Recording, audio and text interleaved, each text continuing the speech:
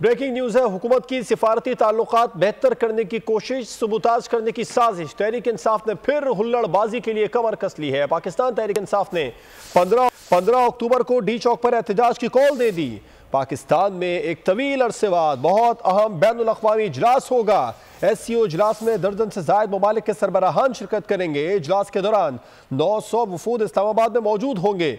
200 से जायद बैनुल अक़वामी मीडिया के अरकान मौजूद होंगे। इस्लामाबाद में इस मौके पर चढ़ाई समझ से बालातर है।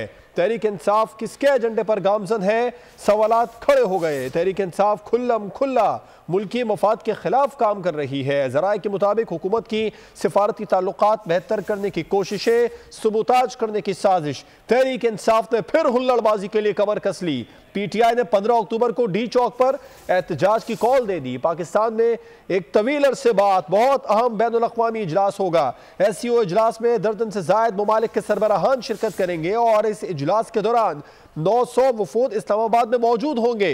200 से जायद बैनुल अक़वामी मीडिया के अरकान मौजूद होंगे। इस्लामाबाद में इस मौके पर चढ़ाई समझ से बालातर है। तहरीक इंसाफ किसके एजेंडे पर गामजन है? सवालात खड़े हो गए। ज़राए के मुताबिक तहरीक इंसाफ खुल्लम खुल्ला मुल्की मफाद के खिलाफ काम कर रही है। सब्सक्राइब करें और बेल दबाएं ताकि कोई खबर रह न जाए।